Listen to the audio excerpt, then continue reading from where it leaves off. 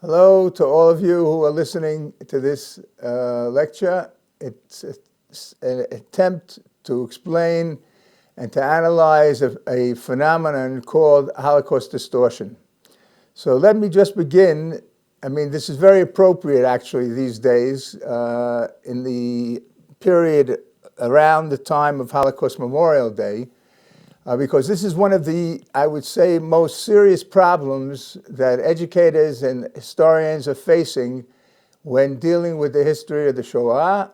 And one of the most terrible cases, I have to say, is the Republic of Lithuania. And we'll talk about that and give some examples from other countries in Europe. So first, let me explain the difference between denial, which most of you are aware of, and distortion. Holocaust denial is when people say that the Holocaust never took place. There were no gas chambers, there was no mass murder, and this is a phenomenon that started very shortly after the Holocaust and is almost still with us, but not in a dangerous or a very menacing situation because of a trial of the most prominent and the most dangerous Holocaust denial, David Irving, the British quote historian, who was one of the most, I would say, effective persons in terms of spreading the lies about Holocaust denial.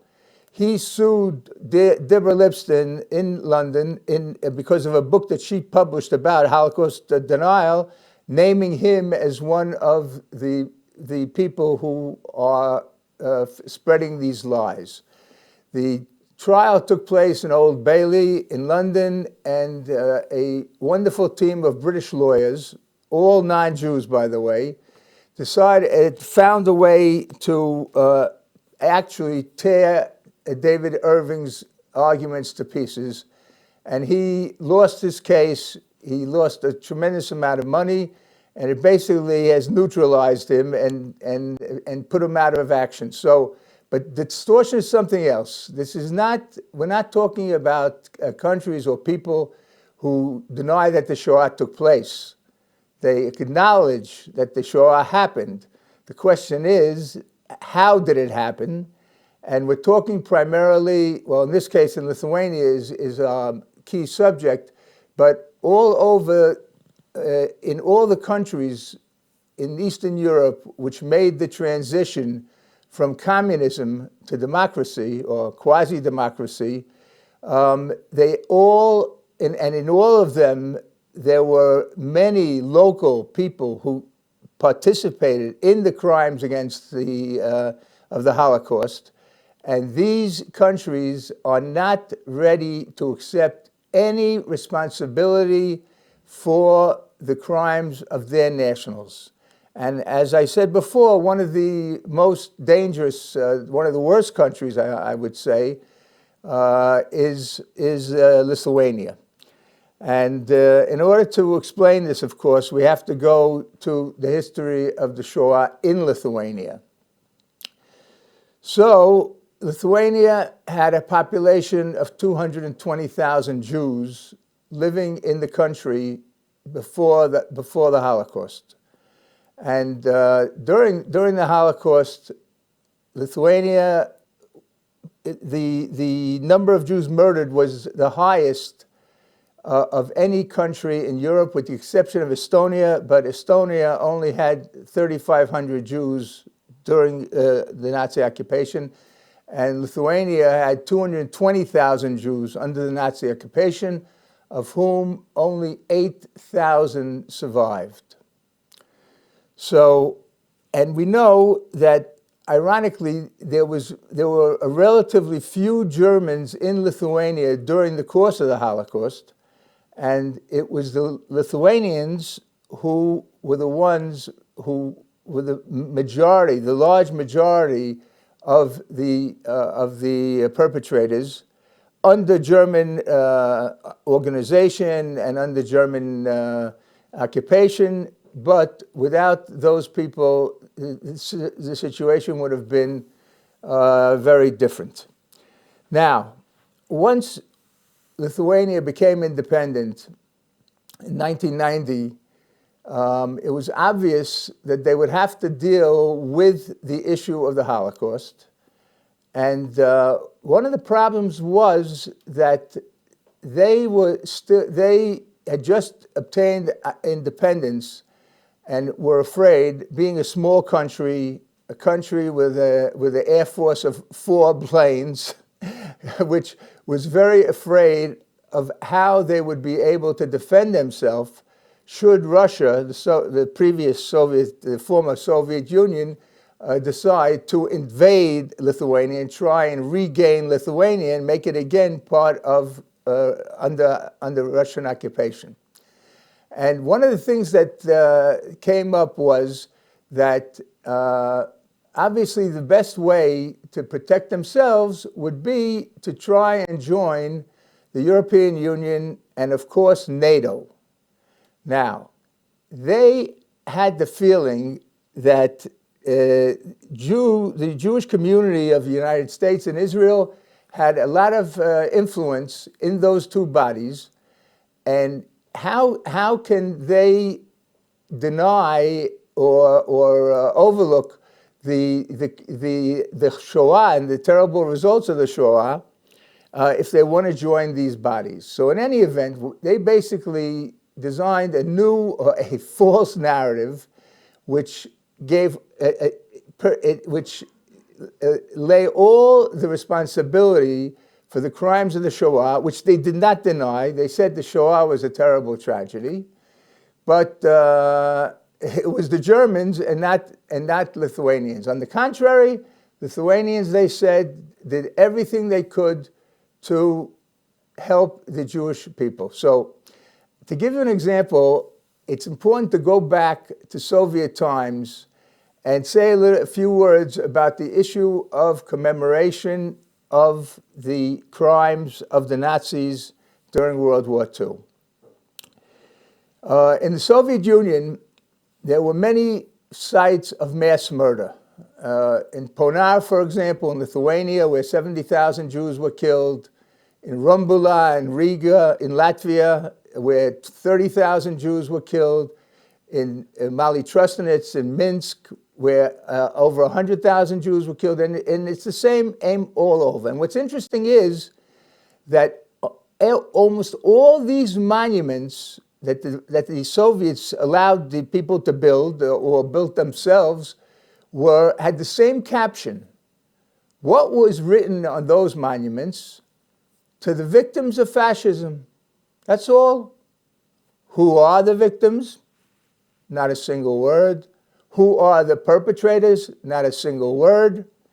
And this was in line with Soviet ideology, because for them, the fact that the peoples of Eastern Europe, which were part of the Soviet Union, participated in these crimes, helping the Nazis, was simply unthinkable. Because the Soviet Union had over 100 nationalities. And what was it that brought together, or what was the glue between, let's say, an Armenian, an Estonian, a Belarusian, a Tajik, someone from Kyrgyzia, or from other places? Ostensibly, they were all supposed to be brothers in communism.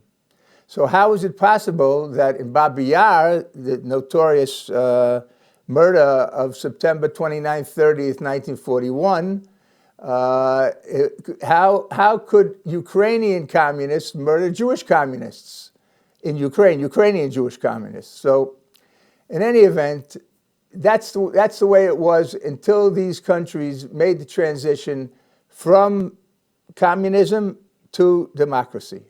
And in these democracies, a lot of us thought they will simply adopt the accepted narrative of the Holocaust and be able and be honest about the horrible role that their people had played. But that's not what happened. So I'll give you a little story to give you a better idea of what was going on. So in Lithuania, there was, as I told you, a Soviet monument to the victims of fascism, and the Lithuanian government wanted to build a much more accurate monument, not exactly accurate, very far from exact accuracy. But in any event, they built a very, I would say, even respectable monument with captions in Lithuanian, in Russian, in Yiddish, and in Hebrew. And they made a big ceremony. Now, the key speaker at this ceremony was the Prime Minister of Lithuania, Gediminas Vagnorius. And what he said was the following: all of this tragedy, I mean, it was a terrible tragedy, and this terrible tragedy took more than 3 months, almost like an eye blink. Let's start there. How long did the Shoah last in Lithuania? It lasted from June 1941 until July 1944. That's not 3 months, that's 3 years, more than 3 years. But what they're saying is it's only 3 months. And then he said that no one can besmirch the reputation of a country where so much was done to help the Jewish population. But was that the truth? Well, very far from the truth. But the only thing they helped was to kill the Jews.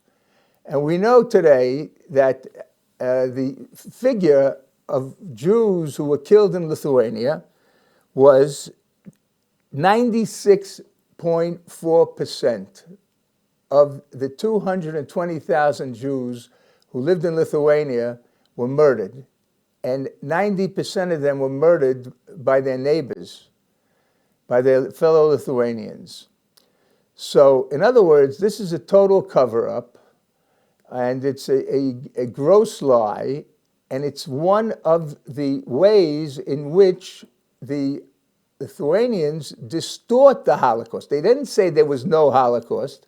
They said that the Holocaust was almost completely the sole responsibility for the crimes of the Holocaust. The terrible tragedy was on the Germans, which of course without the Germans it wouldn't have happened. But who carried out the murders? In many cases, the Lithuanians. And there were reasons for this. One was that the Lithuanians wanted to cooperate with the Nazis in the hope that the Nazis, would give them, restore their independence. They had been independent from 1918. In other words, they originally were part of the Soviet Empire, and then later they were occupied by the Soviets in 1939-40, and their hope was, when the Germans came in, they of course occupied the country, and they were hoping, the Lithuanians were hoping to obtain independence again. And what better way of pleasing the Germans than participating in carrying out the dirty work for what the Germans' aim was, which was to destroy European Jewry. In any event, and we know that these murders were carried out over a long time in Lithuania, and even before the first Nazis entered Lithuania to occupy the country, there were attacks, physical attacks on Jews in 42 different places. Now, how did this happen? What happened was this. During the Soviet occupation of Lithuania, the political leaders of the political parties in Lithuania ran away from the Soviets. And where did they run to? Berlin. And they were there under the aegis, under the protection of Hitler and the SS. And these leaders, people like Kazis Skirpa and others, sent messages into Lithuania that the time has come to take revenge on the Jews. because the Jews, they accused them of helping the communists. Now, in any event, in 40, as I mentioned, 42 places, the Jews were attacked in Aishashuk, in Lazdei, in Yonishkas, and many other places, and physically attacked. So in other words, the Germans didn't even have to encourage or, get to do anything special to get the Lithuanians to participate in the mass murders. And this is even before, as I said, before any Nazis entered Lithuania. Of course, when the country was occupied by the Germans, it was the same and even worse, of course. Now, the way that we assess what the record of a country is in relation to the Holocaust is by 6 parameters. So we're talking now after these countries have made the transition to democracy, they're free, and they can tell the truth. But of course, the truth is so unpleasant for them that they don't want to. The narrative is very far from the truth. So there are 6. In a sense, there are 6 tests.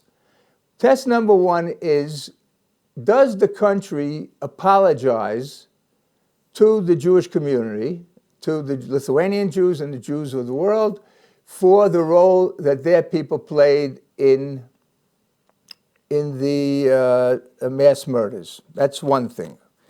Many of the countries, I mean, each one of these issues has specific tasks that people have to do, and I'll explain it once I name. I just want to give you the list of what are the issues. So one thing is apologize and express sorrow and kilo, as if to do tshuva, which is it's slightly ridiculous, but they have to admit that their people were actively involved in the murders, and the country asks, in other words, apologizes for the crimes that they committed. Okay, that's one thing. Second thing is to commemorate the victims of the Holocaust. Okay, and have proper ceremonies, have a Holocaust Memorial Day, etc. Third is the issue of prosecution, to prosecute the people who have not yet been prosecuted. Some of them were prosecuted by the Soviets, but quite a few of them ran away to Anglo-Saxon countries after World War II.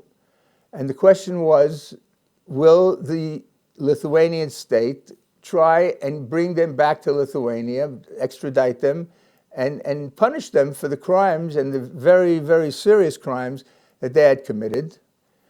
4 is the history books.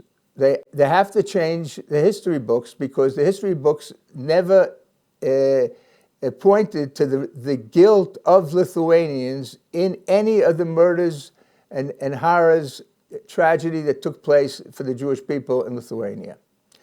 Another point is to change the textbooks and make sure that the children in the Lithuanian schools are taught the truth. Okay? And the last issue is the property issue, because the Lithuanians took over the homes and all the belongings of the Jews that they killed in every single community, and there were almost 200 communities of Jews in Lithuania. So let's take a look at what they were doing. So it's interesting, because when teachers come to Yad Vashem and I give them lectures on this subject, I ask them, what do you think is the most dangerous, not dangerous, what is the most difficult thing to do? And in the beginning, most of the teachers said to apologize. But what happened is, and they have to make the apology in the country where the crimes, in other words, where the people's like Israel, they should come to Israel and apologize, as well as to the few Jews still in Lithuania. There are only about a few thousand Jews in Lithuania now. But they didn't realize that these apologies are made by politicians. And of course, very often what politicians say is meaningless. And that's precisely what happened in Lithuania. The president, Brazauskas, once was one of the people's, the prime minister, Brazauskas, once made an apology, and the president, Slezevichus, also did it. And what's interesting is they didn't do it in Lithuania because when they did it in Israel, they were attacked very viciously by people who, many people in Lithuania didn't accept any guilt for the crimes of the Lithuanians. So that's one thing. Then they later, months later, when I posed the same question, what's the most difficult thing? They said, and this is probably true, that the most difficult problem was restitution of property, because so many people lost, so many Jews lost their homes, their property, their belongings, everything. And that is we're not talking about a dozen people, we're talking about 212,000 Jews. That's a huge number of people. And imagine if they had to return all their property. So, and that is something that affected many, many Lithuanians. So that made it the most difficult, and I think that's really the thing, but they did hardly anything. Anyway, so the apologies were made, and the apologies, in theory, you would assume if they're apologizing for the terrible crimes, maybe they'll try and bring to justice the people who committed those crimes. So when the issue of crimes and punishment of criminals came up, there were several issues. One was the process that Lithuania started very shortly after it got independence. And that was the rehabilitations that they gave to people who were convicted under the Russian occupation. And the Lithuanians gave rehabilitations, and that also included return of property, which was taken as punishment for the crimes, was even true of people who had murdered Jews during the Shoah. Now, the law of, I think it was May 2nd, 1990, of the Lithuanian government, which said specifically, anyone who participated in genocide, that's obvious which genocide we're talking about, of the Jews, are ineligible to receive rehabilitation. Because what happened was that the people not only had their crimes erased on their record, they also got back the property. The Russians also took the property of these people away as punishment, and now they were getting it back. And I had the luck of obtaining the transcripts of 13 rehabilitations of people who were mass murderers, people who were guards in Majdanek, people who mass murdered Jews in their hometown, and they got rehabilitation. So how's that possible?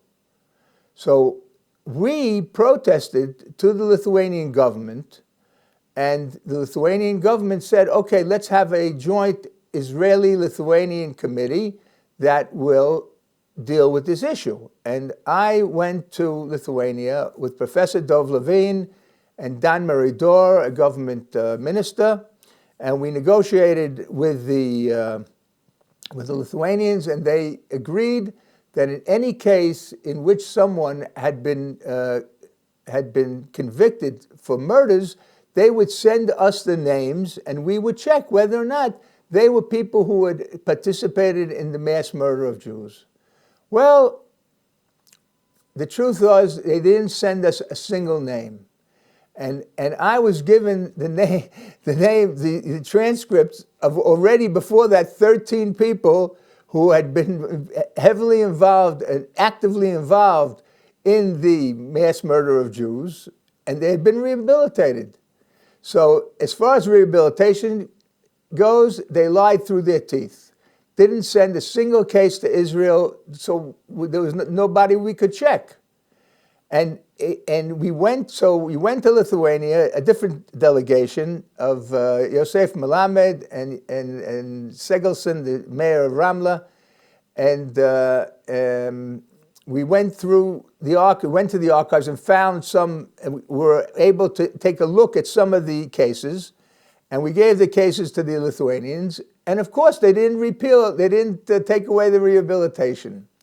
Not only that, there were 15 Lithuanians, at least 15 Lithuanians who had escaped to the United States, and they, of course, hid the fact that they had been participants in the mass murder of the Jews of Lithuania, and they obtained citizenship.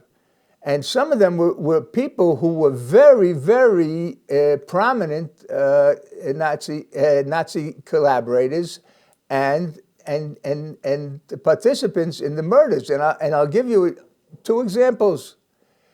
There was a man called Alexandras Laleikis, who was the head of the Vilna, that's the capital of Lithuania, in security. His men surrounded the Vilna ghetto to prevent any people from helping, and there were some righteous Gentiles in Lithuania. And they were the ones who took the Jews from Vilna to Ponar to be murdered. We're talking about thousands and thousands of people. He ran away to Massachusetts. He was on the board of the Lithuanian Encyclopedia in America, and the government, finally, the U.S. government, the Office of Special Investigations, found the evidence against him, and he ran away back to Lithuania. Now, if he ran back to Lithuania, Lithuanians can put him on trial, because he was never tried. In America, you can't try Nazi war criminals for the crimes that they committed, but you can try them for lying on their immigration and naturalization processes, because they were asked specific questions that are relevant to this issue. So they asked the people who wanted to immigrate, have you ever fought against the Allies? Well, of course they fought against the Allies if they joined the Nazis, okay? Or have you ever been a member of a group that persecuted people because of their religion, ethnic origin, nationality, or whatever? And these people lied on these questions, and they were all admitted to the United States. So Laleikis, for example, his second in command, Kazis Gimžauskas, same story, got citizenship, and he also was stripped of his citizenship and kicked out. And one of the people who worked for them, Algimantas, their leader, who they all lied, and each one of them could have been put on trial. And what happened was the following. First of all, they didn't force the people to even show up to the trials. Now, in the case of Laleikis, I remember he once showed up in court, and instead of reading him the indictment, in other words, what charges are against him, they asked him, Mr. Laleikis, what do you have to say for yourself? He said, I did it for my country, and on the spot he got a heart attack. So he never recovered, but he never was punished. Now, Gimžauskas arrived he was living in Florida. He arrived in Lithuania, and he was healthy enough to stand trial, but they waited until he was suffering from dementia. So when he was punished, or when he should have been punished, he wasn't punished. And as far as Dailita, that was the biggest scandal, because he was fit to be punished.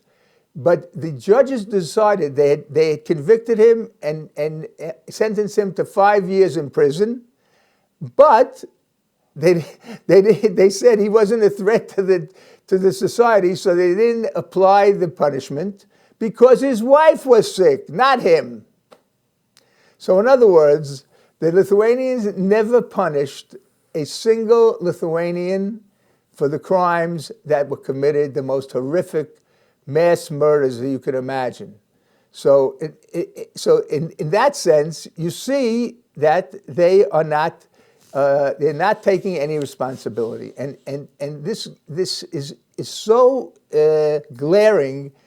I'll give you another example. I told you that at the dedication of the monument in Ponar,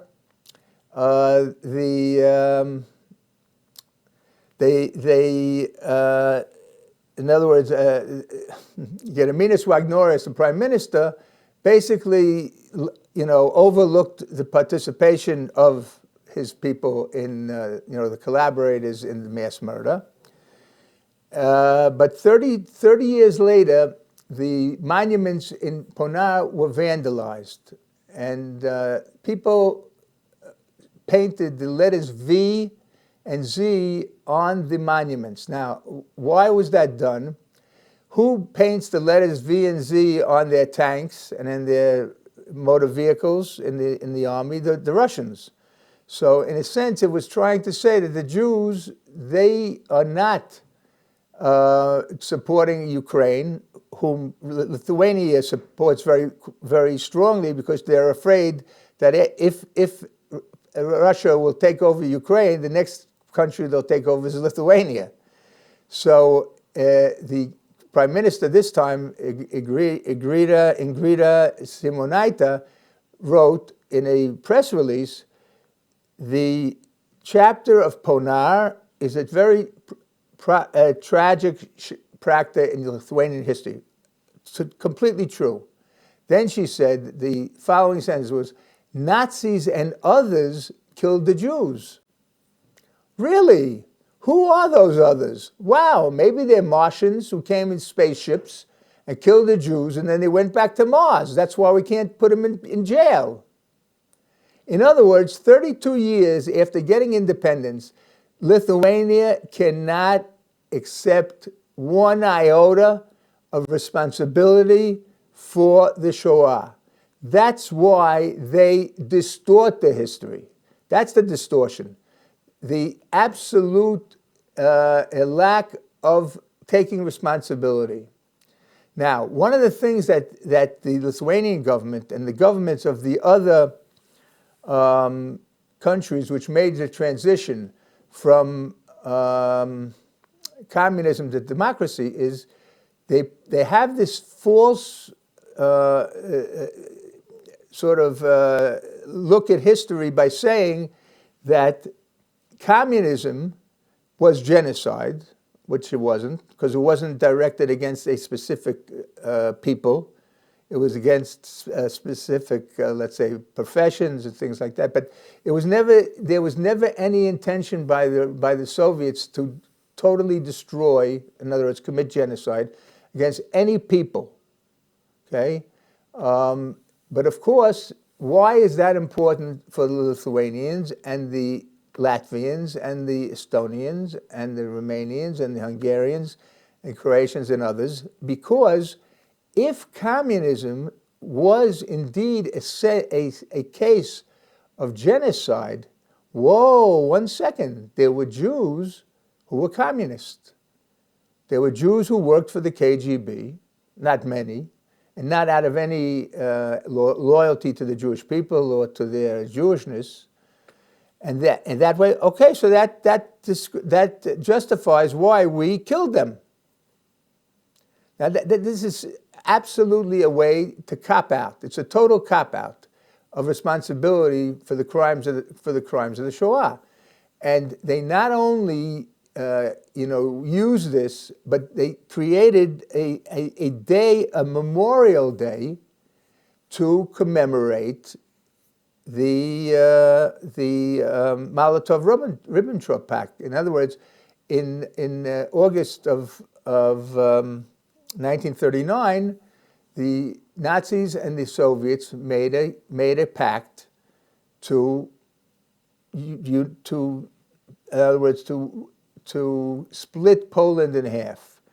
The Nazis would take the western half, and the Soviets could take over the eastern half of Poland, and that in a sense launched the beginning of Soviet occupation of Eastern Europe, because they later on, until the Nazis came, had occupied the Baltics. And after World War II, of course, they took over and they created the Soviet republics of Belarus, Ukraine, Lithuania, Latvia, Estonia. So in 2008, a declaration was passed in Prague called the Prague Declaration, and it's called the Prague Declaration on European Conscience and Communism. And in other words, what they're trying to say is that communist ideology is directly responsible for crimes against humanity, and that stemming from the communist past is a heavy burden for the future of Europe and our children. They want to build museums. They want to change all the textbooks in Europe to equate communism and Nazism. They want to build museums or support museums which they teach that communism is just as bad as Nazism, and therefore whatever happened during the Nazi invasion is understandable or acceptable. They're not saying that out loud, but that's exactly what they're trying to do. So there you see that I mentioned one of the things that has to be done, one of the 6 points, was, of course, to change the textbooks. Yeah, they changed the textbook, but they changed the textbooks to make them worse.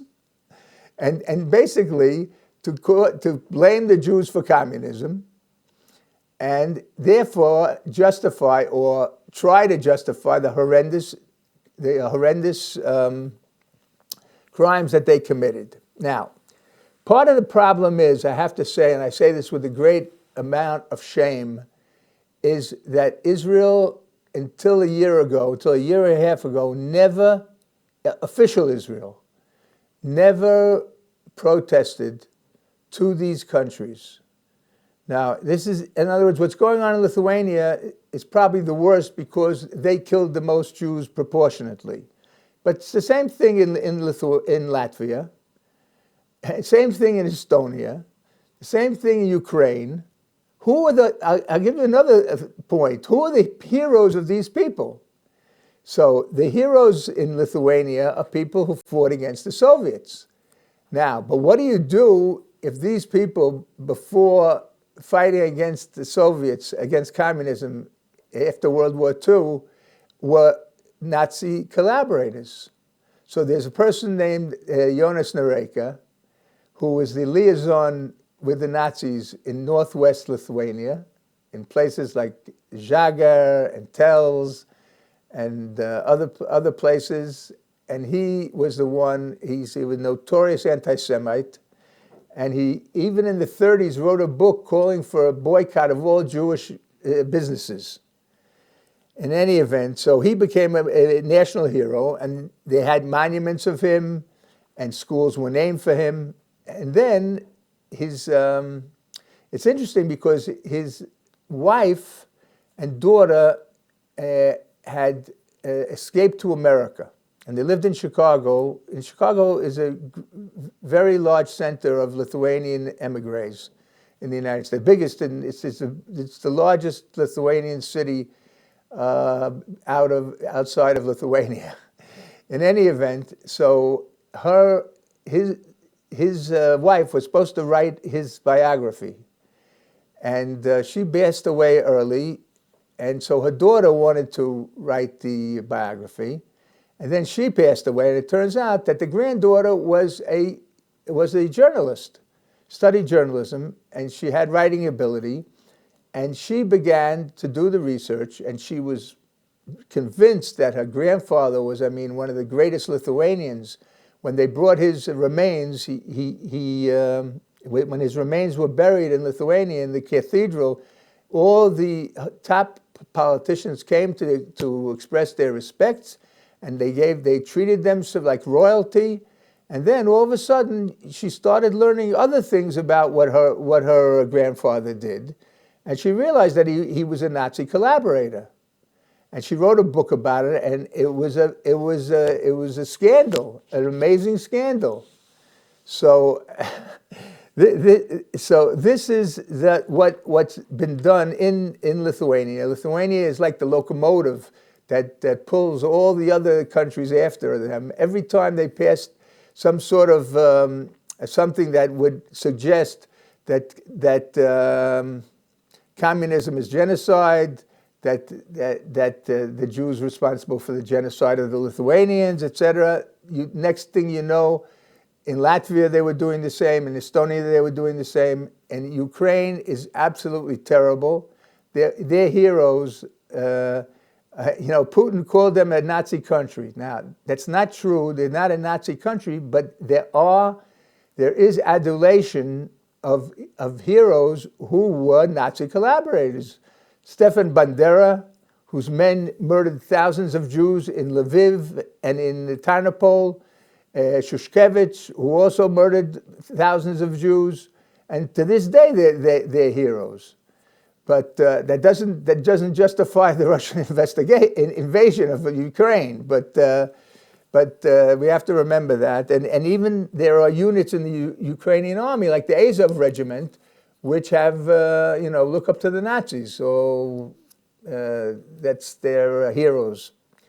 In any event, a year and a half ago, Dani Dayan, the chairman of Yad Vashem, gave a speech on Holocaust Memorial Day. Now, you know that International Holocaust Memorial Day is January 27th, the day of the evacuation of the Auschwitz-Birkenau death camp. But there are some countries that chose a different day that had special significance for their what happened in that country during the Shoah. So the Lithuanians chose, very conveniently, September 23rd. Now, what happened in September 23rd? In September 23rd, the Germans evacuated the Vilna ghetto. In other words, it was something that the Lithuanians didn't do. So, of course, that's a great day. So, in other words, if you teach about what happened in your country on that day, and that's what you're supposed to be doing, so you don't have to tell them, well, they murdered thousands of people in Shventsian, they murdered 70,000 in Ponar, 30,000 in Kovna, in the Ninth Fort, etc. You'll never hear about that. And what's amazing is that when they have the memorial days, and one of the things they had to do was commemorate the victims. So you always hear about there was tragedy, many thousands of people killed. There's never any, in other words, they never go into who were the murderers. Even in places where they commemorate people, they never talk about who were their neighbors who killed them. Okay, so part of the problem is that Israel has not argued with Lithuania or with the other countries, and they're afraid maybe to maintain the good relations that they're having with these Eastern European countries who, unlike the countries of the EU in the Western Europe, are very involved in the two-state solution and very involved with the Palestinians, and these countries in Eastern Europe couldn't care less. So, I mean, this is the most logical explanation. It's something, though, unfortunately, that ostensibly gives these countries in Eastern Europe a green light to continue with this false narrative. So this is the problem that we face with distortion.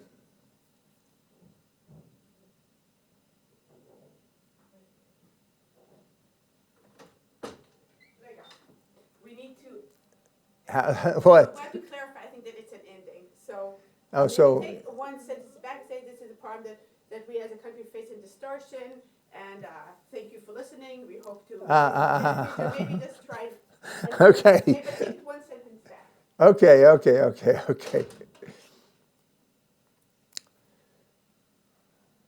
So this is a problem that we're still facing, and hopefully we'll be able to find a way, an intelligent and good way to solve this problem, and we'll honor the memory of our martyrs. Thank you very much.